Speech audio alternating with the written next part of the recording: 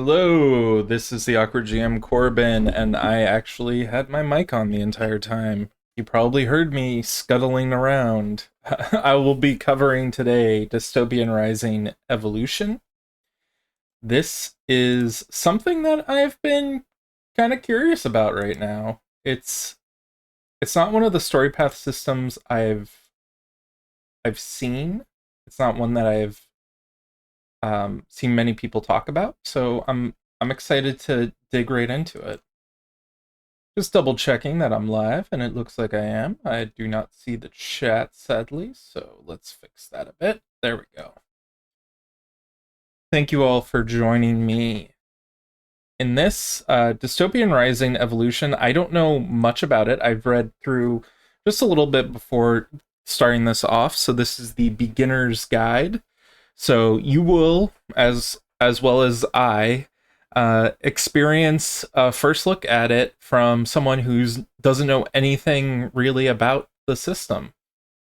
The only thing I do know for certain is it's post-apocalyptic, and that it has apparently a huge LARP following, which honestly I've never LARPed in my life, but I'm always been LARP curious, and if you're LARP curious, maybe it's something that you should check out if it's still going on. I mean, who knows? I feel so out of touch with the nerd community sometimes in many things. It's looking good. All the people in the credits, special thanks to all of them for helping put this out. This actually came out in 2019, it seems. I see a copyright for it in 2019, so I assume that's correct. To the people in role-playing and LARP communities for supporting us and helping us create an amazing worlds together. Awesome. This is so I one of the things I do initially is I do go through the index. Right here you have your welcome to, and I just want to double check here that you guys can see what I'm seeing. Yeah, you guys can. If you're zoomed in, you can see this, but basically you have here the overview of the setting, which spoilers for a little bit later on. I went over that before coming on stream, and this was probably one of the tightest openings I've ever seen for a book. It really sold me on the setting. Then you have some fluff, and then or I say fluff, you have have fiction. And then you have chapter 2, where you go into the differences between the various different groups. Uh, just as a heads up, if you aren't aware, tomorrow at the Gates is going to have its Ashcan released. I'm really excited for that. That's a JRPG inspired story path ultra system. Dystopian Rising Evolution is story path basic. I will say that's not an official term. I'm just using that because there's ultra out at the same time. In any case, going from there, so we have the types of characters you can play. You have the ready-made characters here, character creation rules, concepts. This is story path, so it has a little bit of a difference between the paths that you would see in something like Trinity Continuum or Scion. But what you do have are, for instance, you have the strain path, which I'm going to be interested in looking into this.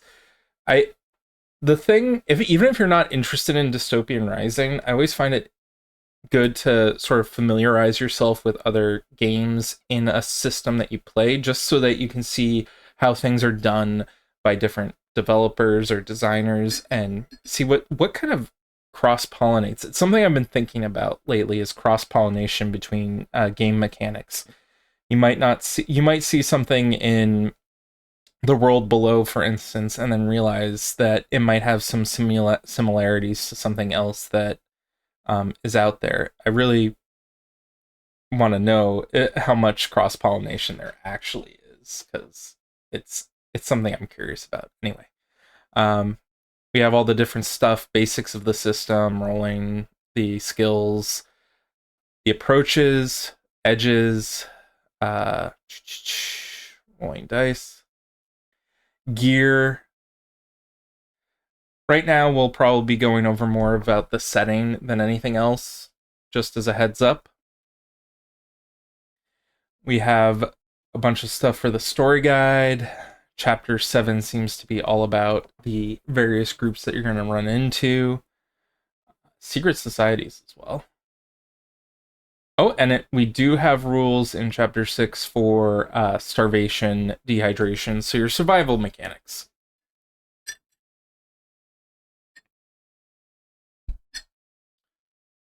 And then Chapter 8, we have a variety of religions. That's something I did not expect to be seeing. You can really tell that this is a book with a lot of lore associated with it, like from a pre-existing setting, because man, they've got a lot of stuff in here. Brain bleed, psi powers. So this was something that interests me, was that there are some sort of psionic powers that you can get in the game. They're not what I would say are traditional psychic powers, but they are something that, hey, you should check out. We've got some campfire story stuff. I don't know what that is, but oh, it's advice for the story guide. And horde mechanics. Horde mechanics I saw in Trinity Continuum Anima. I wonder if they're similarly set up. I do see something that seems like a zombie, but I'm not sure. Yeah, the undead zombies. Let's get into the actual nitty gritty. So one of the core aspects of Dystopian Rising evolution is that the apocalypse occurred 4 generations ago. No one really knows the exact year. It's very similar to Matrix in that regard, in that no one really has been able to keep track of time in a reliable way. So there are a lot of inconsistencies with history and stuff like that. At some point, an EMP went off, and that caused basically all technology to sort of like degrade and like get destroyed. One of the things that they say here in the opening is basically all technology is sort of, if it's from before the Industrial Revolution, it works. Stuff after, it's kind of hit or miss. Ancestors of today's survivors were the first deviations of the human condition, the initial contact with mutating fungal infection, and were able to survive the rapidly spreading epidemic. Those ancestors then taught their children born on a deadly world how to survive. And those children became the first generation of the new strains of humanity, adapted to exist in this new deadly world. In turn, taught their children how to live in the ruined world, and so on. History is a distant second to survival skills such as punching the undead and firearm maintenance. That's already like something I'm interested in. I haven't touched post-apocalyptic in a long time. And this is something that you get that you wouldn't get in Trinity Continuum, I would imagine. I don't know anything about Trinity Continuum's stuff, but right now they've got Aegis and they've got Aether, but like a post-apocalyptic setting. This is pretty unique as far as the story path games I've seen so far. And it doesn't have, I don't know how much support, like how many supplements they have, but a post-apocalyptic setting is pretty awesome for me. But I'm a fan of Fallout, so Fallout New Vegas and stuff like that. April 11th, I'm excited. Ugh. Anyway, so what will you see in this game? You'll see mutations, so everyone's got some sort of mutation. Animals, plants. Beware, you may not be the one hunting those monster-like animals. They may be hunting you. There's psionic illusions, which is something I mentioned earlier. Psionic manifestations can delude a person's visual perceptions, however, they cannot actually change reality. When such an illusion occurs, it is an individual exerting their will with a limited scope and capacity. Such illusions, however, are rare and thus can be confused for reality by the unknowing. That's something I like. Problem I have with a lot of fantasy games is that magic can really overpower people. It doesn't have like a hard science limit on it typically. And I do like the idea that yes, you have some sort of mental capabilities that are exceed humans' norms, but they're not magic. Additionally, it calls out here that there is pseudoscience being used here, so radiation and stuff like that, technology being made out of metal and bone, are all sort of concepts that support the narrative, and there's no real hard science trying to be simulated here. By keeping things streamlined, Dystopian Rising Evolutions can provide interesting concepts for player characters to engage without straying too far from the details of authentic reality. You won't see supernatural creatures. This is not your urban fantasy game that you want to be playing right now. You won't see magic. Magic is psionics and miracles of religious faith are both a limited form of mental capacity to change the world. Beyond those, however, you won't see any other form of paranormal activity within Dystopian Rising. Some people may believe that they have supernatural or religious explanation or religious abilities, but true world-changing supernatural effects don't exist. You're not going to see someone casting a ritual to summon a demon prince or something. Functioning high technology. Now, this is the part that I said before, not as well, was that post-1990s technology didn't survive well in the dangerous and chaotic environment full of radiation and violence, considering many of the technological items that you have currently and how quickly the batteries run out or components need replacing. Laptops won't do well in a world of dust and microwave-grade radiation. Smartphones won't last a minute against the flailing of the undead. And most circuit boards were fried years ago. In general, consider the technology of the Industrial Revolution, 1760 to 1840, as commonplace, while anything from the Second Industrial Revolution, between the 1860s to 1920s, only existing in major settlements and other high technological areas. So you're going to see like your pumps and things like that, but anything that requires some form of factory to manufacture the components, such as circuit boards or things like that, you're not going to see those.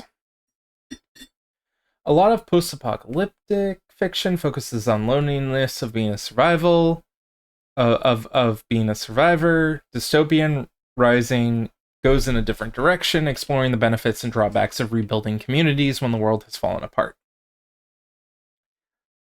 So it is possible to build something positive and productive when the world has gone to hell. Oh, is it possible? Sorry, screwed that up. So there's a lot of this. Do zombies care about your ecological concerns? No, they don't. So you're getting into this nitty-gritty stuff about the darkness before the dawn. So is it that is there hope for the future?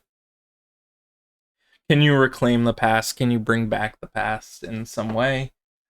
Oh, and I just realized I have my Trinity Continuum shirt over here. I got it from Redbubble the other day, and I'm excited to actually have it. Not wearing it right now just because it literally came today. But I'll put it down for this. Now, Chapter 1, we look at the background of Dystopian Rising. We go into other stuff.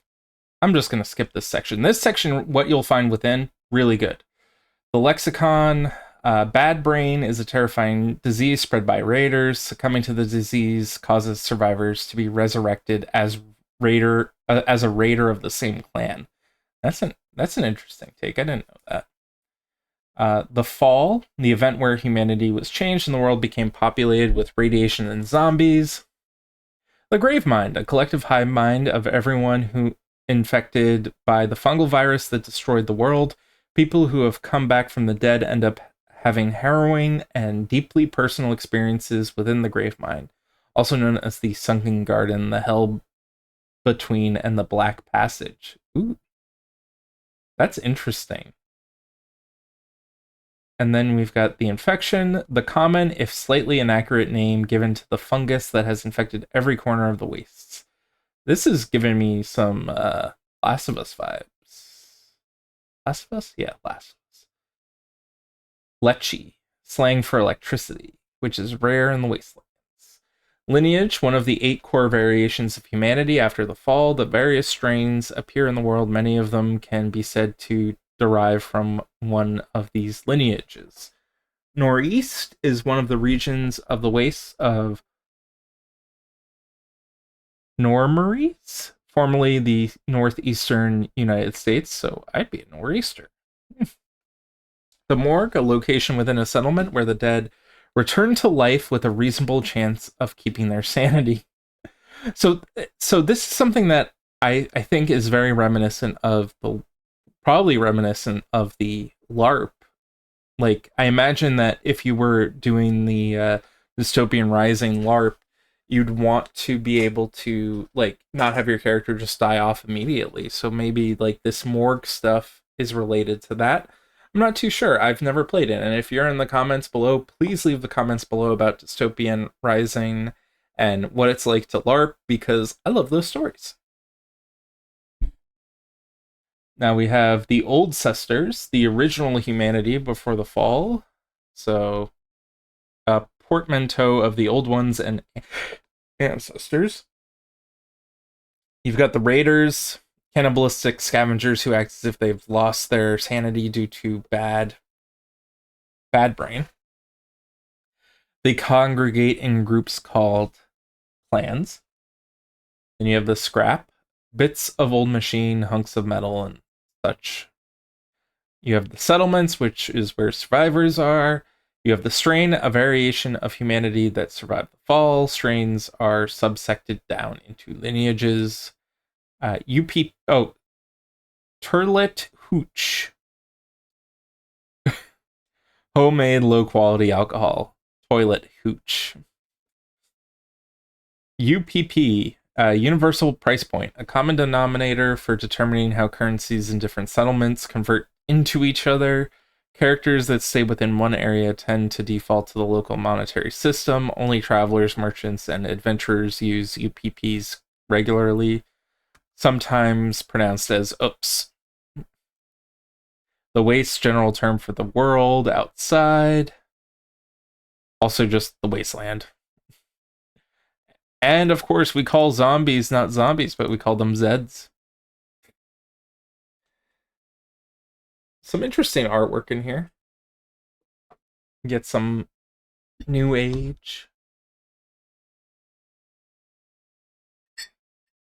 A lot of swearing in this.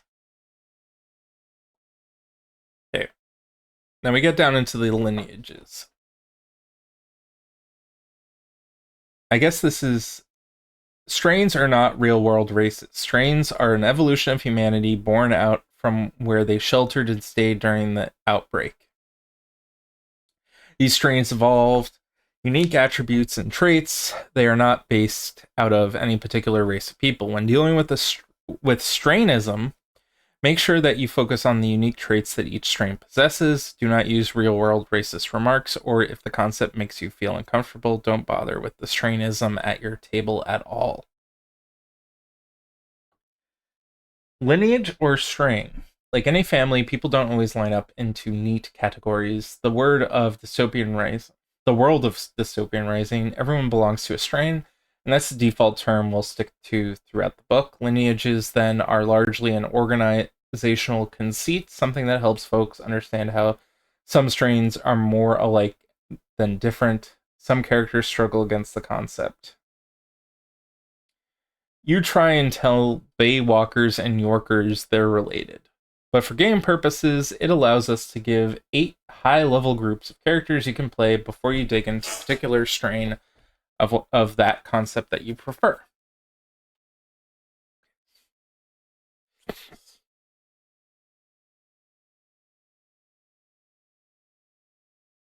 Not all strains get along. You'll find a guide and following pages that will show why each strain believe they are the best and why each strain is sometimes looked down upon by others.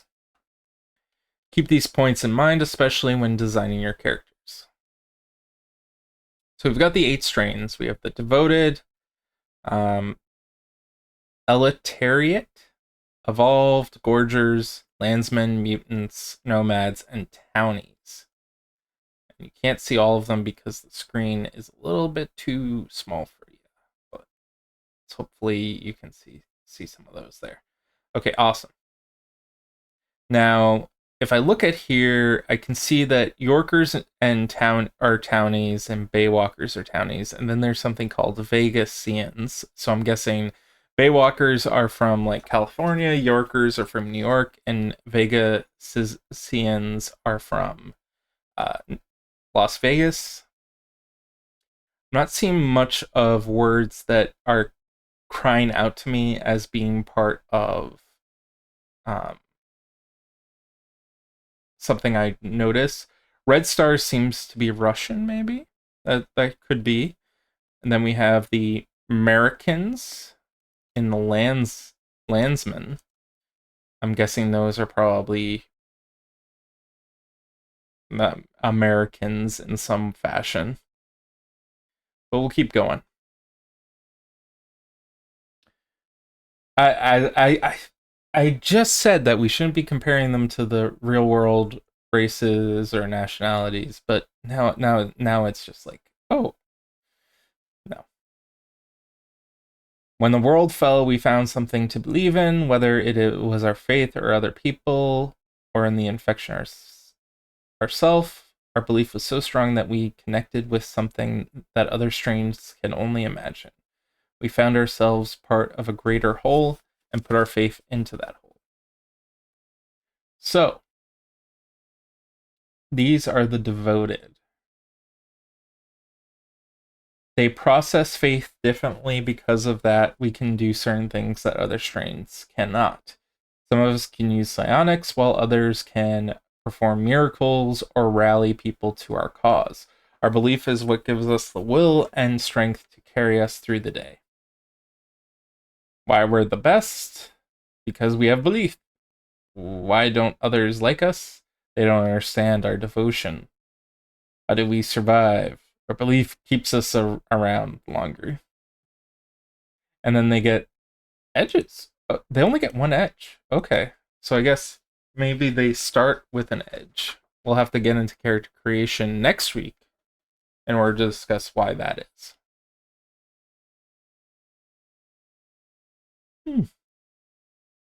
So stereotypes. The unstable. I hear you folks work with the undead. We don't take kindly to that here. And the remnants, just because we follow the same faith doesn't mean that you mean anything to me leftover. But the leftover must be a derogatory term for them.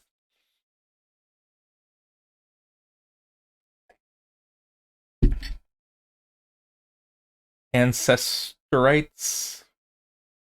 Oh, so these are the various subgroups. So we have the Ancestorites. When the world ended, we turned to faith. We gathered our flocks together, truly believing that we were the chosen to continue forward in the new age. Other faiths are heresy. The only truth is our own and our beliefs. Okay. Now, the Red Stars. We believe in mankind.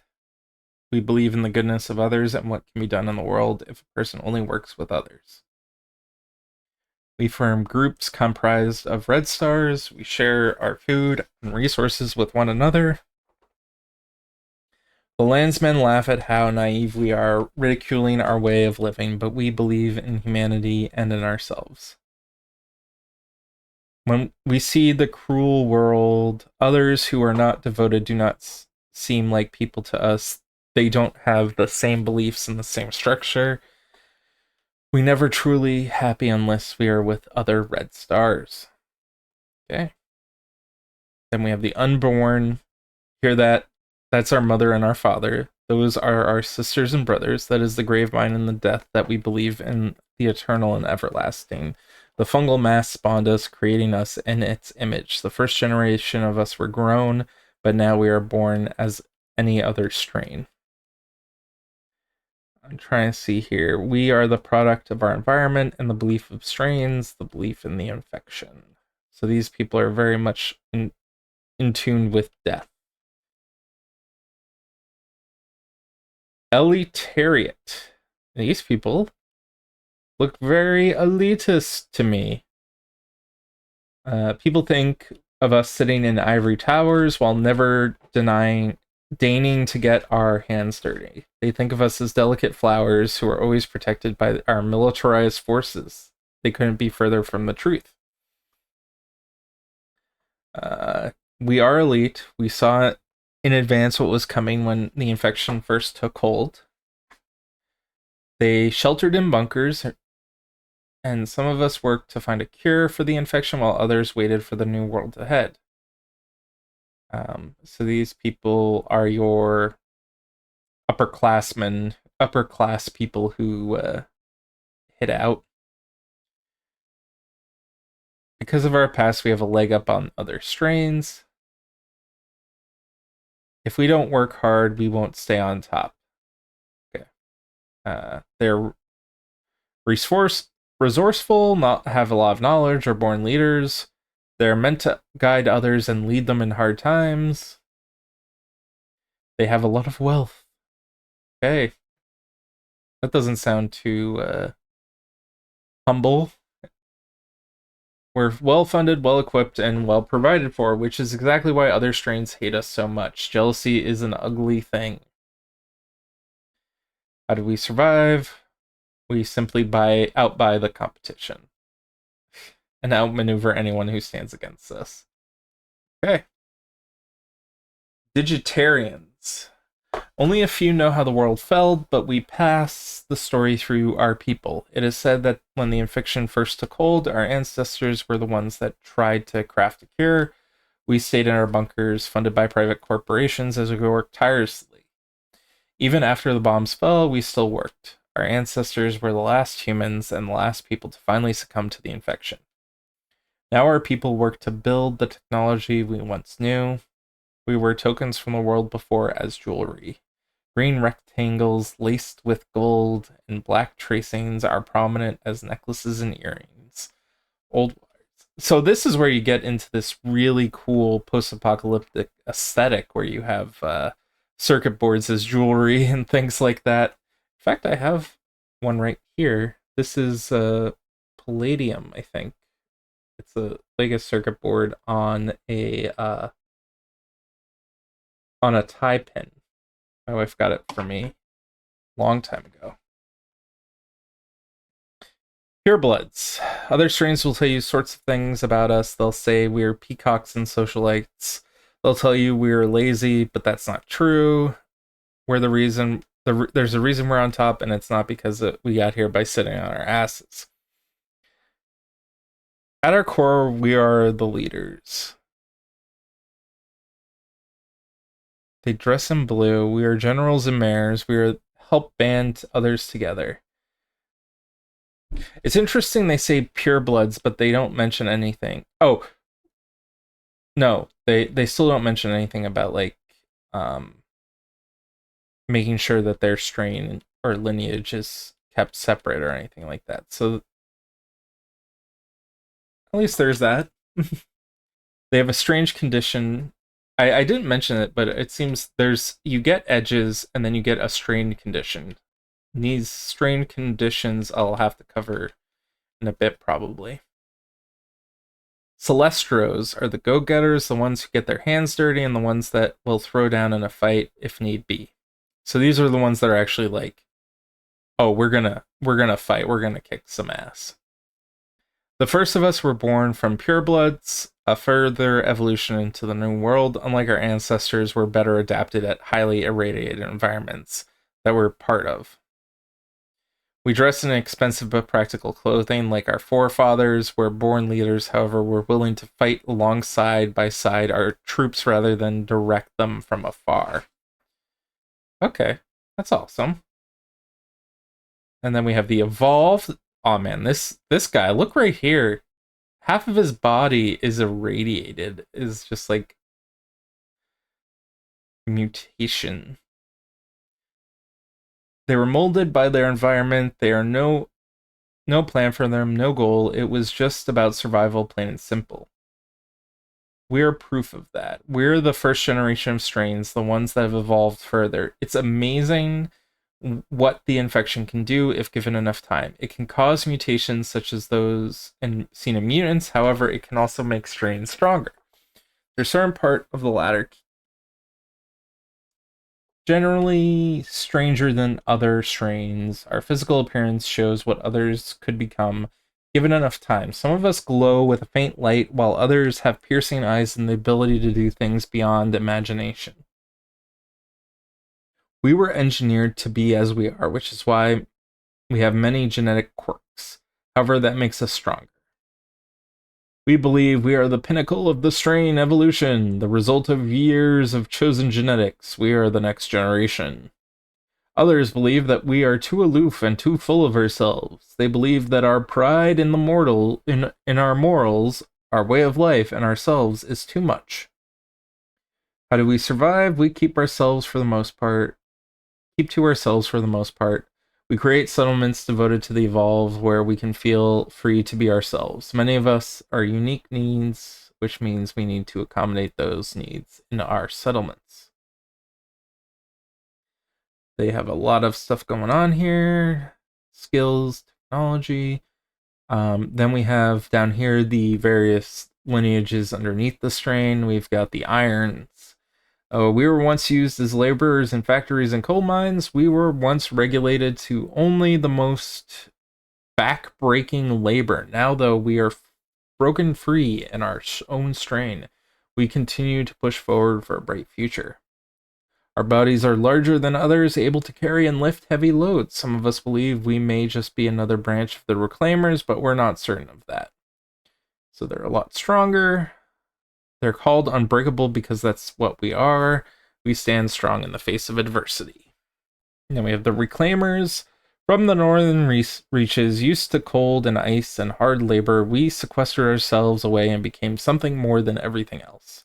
Our genetics are unique in that it caused our muscle structure to become more defined in our backs and arms. Our eyes are silver and piercing blue in color, and our arms suffer from a similar genetic condition to retrogrades. Due to how we're built, we often wear stiff leather to help support our back muscle. Okay. So they're tough. Seems like a very tough faction. The unstable. We've got the pinnacle of all strains. Yes, we are engineered from remnant and a concentrated form of the infection. But that does not make us lesser to the others. It makes us something greater. The first of us could not live long without the aid of life support chambers, but they had extraordinary abilities. They could cause psionicysts to work on their behalf and could control the undead. We are descendants, and while these powers are diminished, we can survive by ourselves without support. Our blood glows a faint blue color, resulting in our forefathers were first made. It was a sign the concentration of the infection in our veins. Okay, so they have the strain condition better than you, which I feel like a lot of these factions have. Definitely a lot of these factions have the we are better than you type mentality. Did I say infections? Strains. We've got the Gorgers. They say that we evolved from the dead. The infection took over corpses in the past and reanimated them, but with us, they played a cruel trick. The infection left us with our intelligence, even though we still hungered for the flesh and blood of people. Man, these people sound like vampires or ghouls or something. but in a scientific way that is completely not supernatural. They form their own towns. Some of them act like wolves. We're predators, the apex of food chain. Others may dislike us for that. Not only that, but we can survive in conditions other strains cannot. Why others don't like us? It's because they're eating people, probably. They're kind of cannibals. A little bit like cannibals. Just a tiny bit of human flesh. A bit of the long pig. Yeah, that's it. We work to camouflage ourselves in most societies, trying to fit in whatever culture we find. Some gorgers create settlements that are exclusively made up of folks like us and import other strains for food. Oh god. What? They have the edge of cannibalism. I wonder why. Um, so we have the full dead here.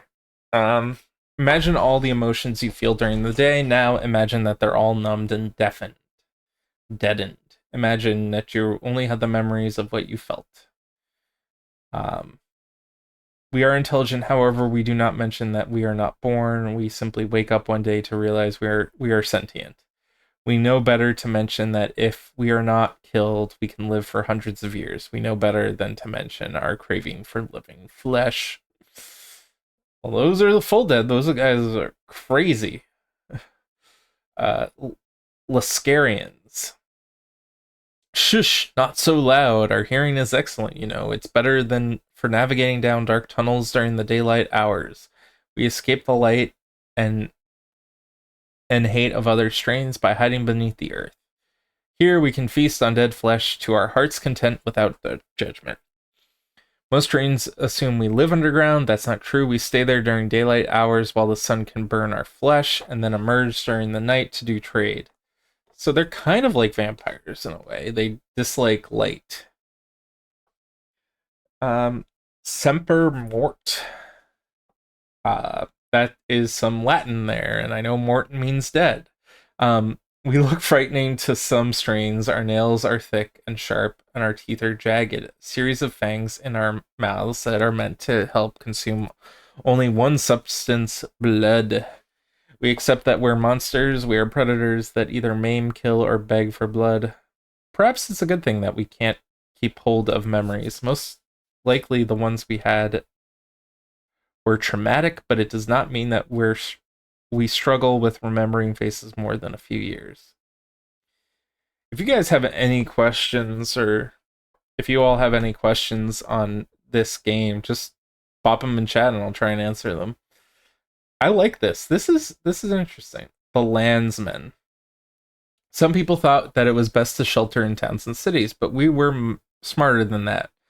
There's nowhere to grow food in a city. There's nowhere to raise animals or spread out. We fled to the country, and that's where we've been for generations. Our ancestors created farms, towns, small towns in the wastes. There, they grew food and survived. Now, we know the land in the wilderness. We know it well. If you drop us in the middle of nowhere, we can most likely be able to survive. We can milk a cow and make cheese from goat's milk. We know how to rotate crops and save seeds. Why don't people like you? We're outsiders and standoffish.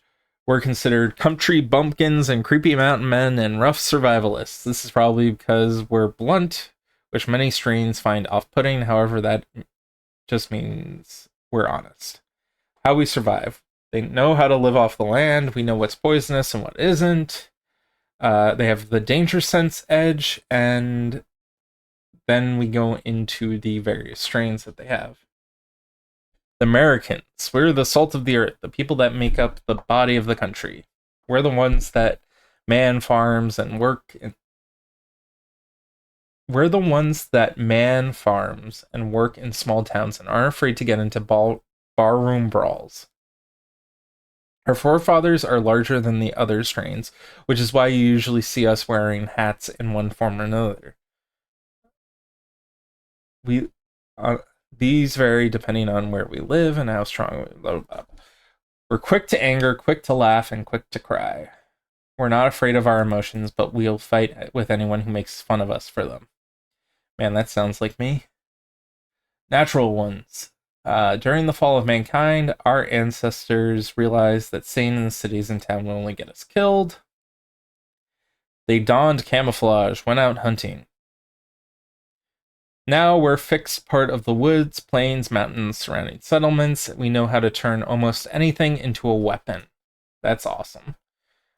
We're divided into groups, several families working together in unison. Each of us have our own group name and our own culture, depending on where in the Wastes we're from. Okay. They're Luddites. Okay, they've got the Luddite condition.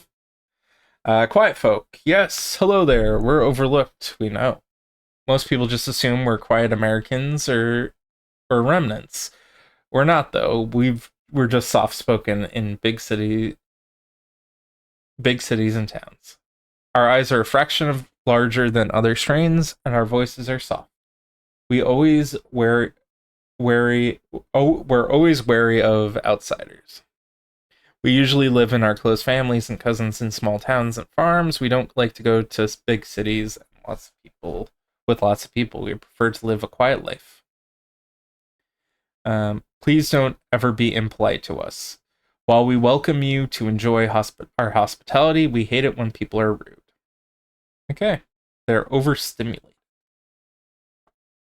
Okay, now we've got the strain of the mutant. Oh, and they have the Edge Master of Disguise.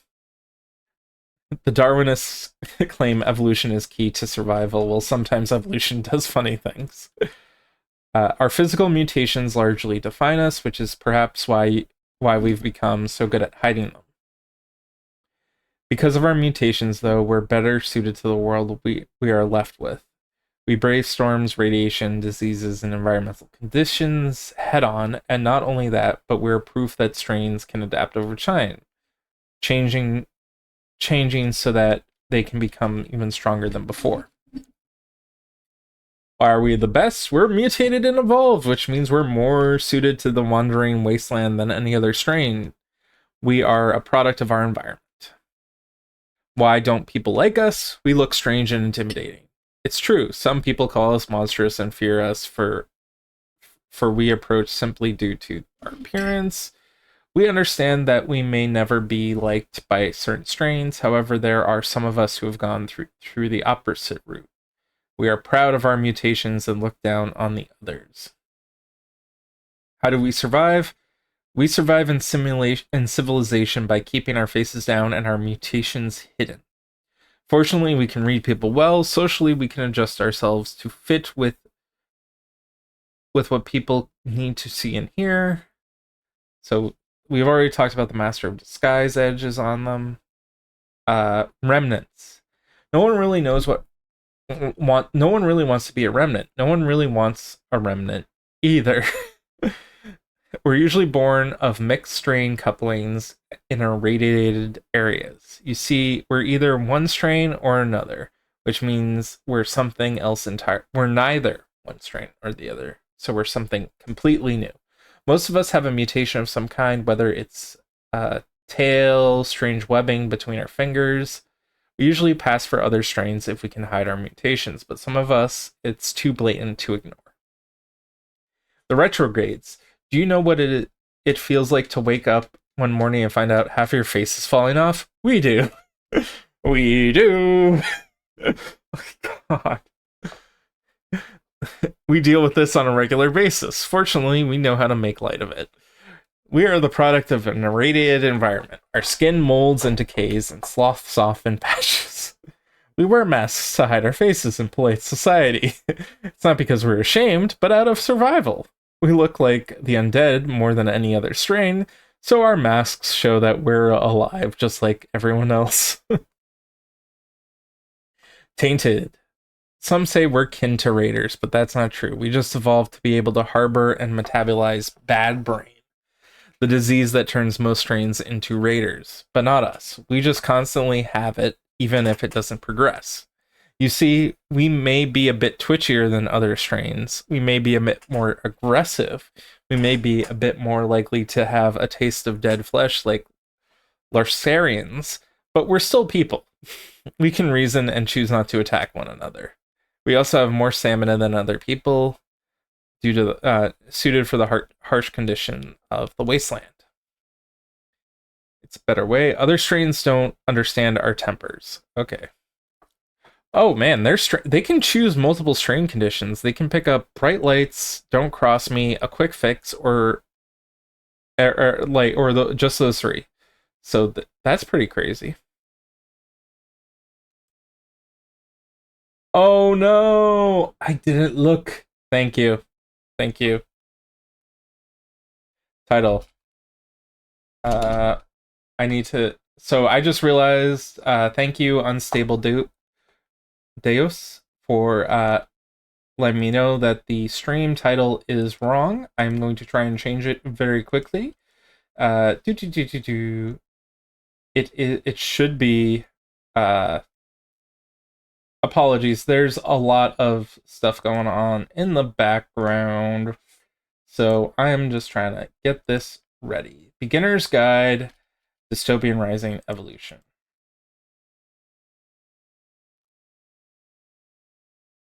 Title: Beginner's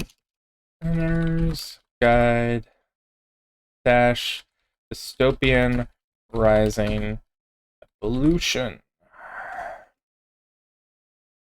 It probably should have a the. There we go. Thank you for pointing that out. I apologize for not having that fixed. So we have a lot of people who may have been thinking I was talking about Pugmire, which I think is probably not true. We've got the nomads. First thing most people ask you, well, it's a funny question for us. We travel the waste doing trade and transporting others from settlement to settlement. These people look like they're more likely to be more cultured than the others. We learn of different cultures and idiosyncrasies of other strains. We have to if we're going to survive. We know the roads, the seas, the trade routes. We know more of the world than the other strains can even imagine, which is why we're the best. Why don't people like us? We are always looking for a quick meal or an easy target. People are always looking for a quick meal or an easy target, and they don't like the fact that we effectively patrol the roads and make it safer by virtue of our travels. Many people don't trust people who are travelers. This reminds me very much of the Romani a little, though not getting into that. But we are always friendly and polite to those we meet on the road, and we try and learn the culture of places we end up. I like being a traveler. I like one of the things I always wish for is being able to speak the language to ingrain myself into other cultures. Diesel jocks. First, most people see the dust cloud in the distance. Then there's the roar of our riders. There's nothing like taking to the open road with your fellow road warriors. So they're definitely like your kind of Mad Max people that are. We represent our group and gang with patches we place on our jackets. We carry our children in trailers until they're old enough to ride themselves. Okay, so they've got this edge catch a ride, and they're very possessive of their stuff, which means they have the condition, don't touch my stuff.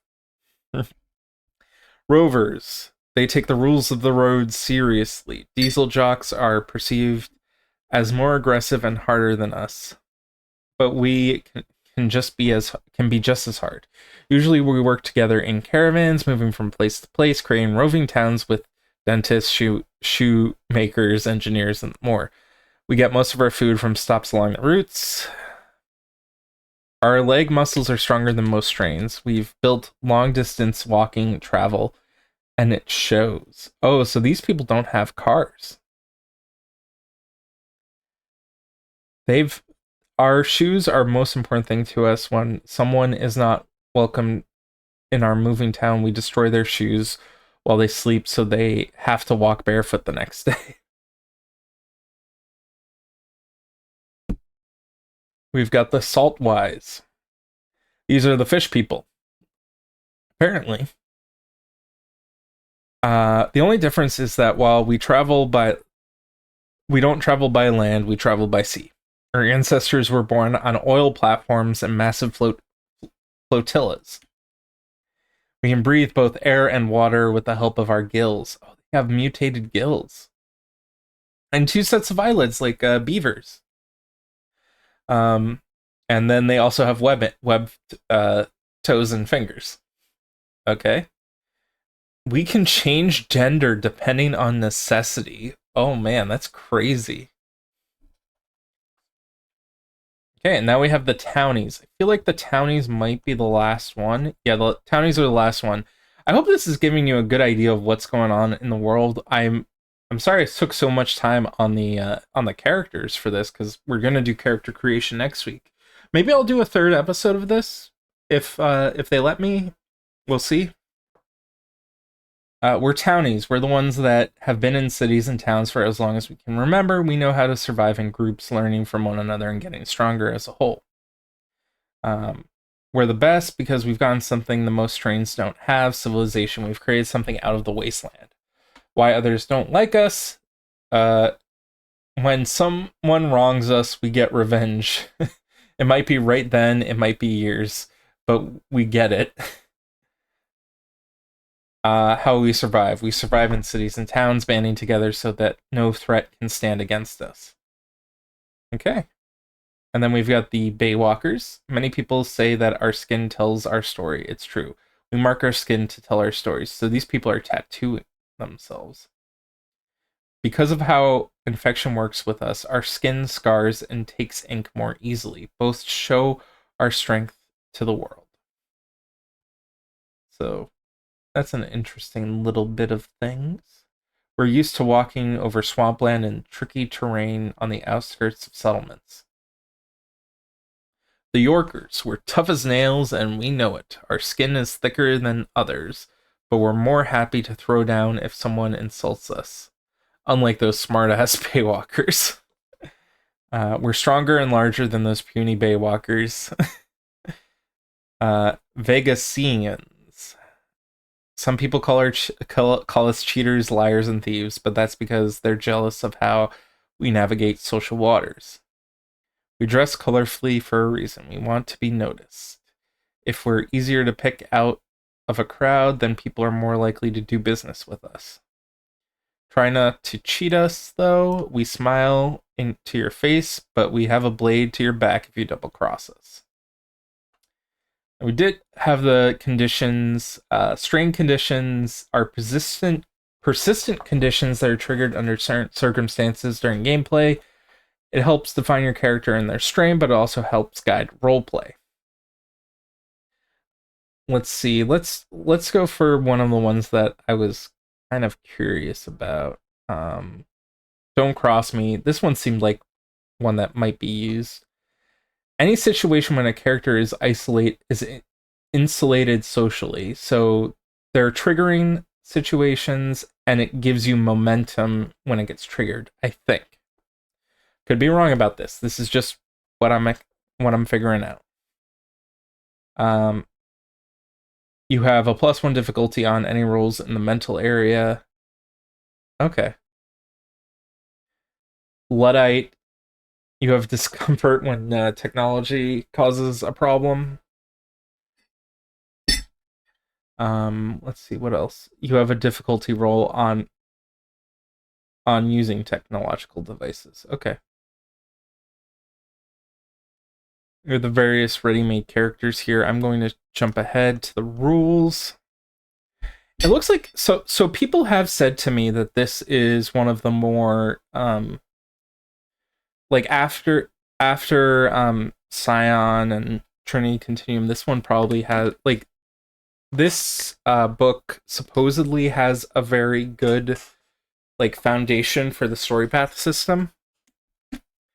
That's hearsay. I've only heard it through like some people online, but I'm interested to see how different it is compared to Trinity Continuum because that's the one I know. But it's interesting. I'm curious to get a look at all this stuff that they have here. Can't cover everything because I can't just give it all to you. The artwork though is just amazing. I something about post-apocalyptic artwork is just chef's kiss. All right, it is getting to be that time. What can I show that's like very quick? Probably. Let's look at the enemies. So it looks like they're. It doesn't seem like they're. Oh, they have the building new threats. Look for matching characteristics. If nothing offers, they're a great example to start with. Okay. So you have stuff like the animals, um, assassins, cellblades, brawlers, highwaymen. It seems like every one of these character types has a melee attack and a ranged attack, and then a special ability. Honestly, that's probably a better way of doing it than what other game lines do. But this is definitely seems to be geared more towards combat than other games. You're definitely going to be fighting people. So you have an initiative score. Let's see. I'm not sure how initiative works here. I haven't gone into the details of the mechanics. I've just sort of covered the basics right now. But man, if if the initiative of the enemies were essentially like if like a defense value or difficulty value you had to overcome, that's an interesting way of doing it. I've got to write that down. I like that idea. Now, we have the various different organizations, various undead people, raiders, etc. Ah, here we go. The minor threats. So, oh, there's a little spelling mistake there. Or they just removed all the e's, all the vowels. That is possible to fit it into the table. So we've got minor threat, medium threat, colossal threats, standard stuff. But you have the primary, the secondary, and the tertiary dice pool. Then you have your enhancement, your defense, and your health. And then it looks like give them a unique edge or two, and then you're ready to stomp some Zeds. Stomp some Zeds? No, you're ready to stomp some players. But it makes sense. You get an enhancement. You have your defense value, your health value as well, and an edge. So if I look at this correctly, you have a primary, a secondary pool, and a tertiary pool. So it looks like the water rots, for example, use a primary pool of 6. Then they have a tertiary pool of 2, which is their initiative, and then their ranged attack is 0 because they're undead, and undead do not have ranged attacks. But if you look at the toy box, the toy box has a melee attack of 6, a ranged attack of 4, an initiative 2. So it looks like that's how they've set up their the making your own characters. So primary pool, secondary pool, and tertiary pool are to be distributed across initiative, melee attack, and ranged attack. And some characters don't have melee attack or ranged attacks because they're animals or creatures that don't actually have a ranged attack ability. Anyway, thank you so much for watching this video. If you are gonna check out anything after this, Wednesday, which is March 27th, At the Gates is going to be out as an Ashcan version, which is sort of your preview copy. I'm gonna check it out. I can't wait for it. I'm excited. I really like the JRPG style that they're gonna go for a fantasy world. I just want to see stuff for it because I think it was announced that it's the next Kickstarter. Definitely was announced it was the next Kickstarter in a podcast episode with Rich. So can't wait for that. Thank you so much for watching. Thank you for the one person who's stayed with me towards the end. I'll talk to you all next week when I do character creation And after that, we may delve a little bit more into how to run this for your players. Not sure if I'll do that, but if you guys like it, I'll see what I can do. Thank you so much for watching, and have a good one.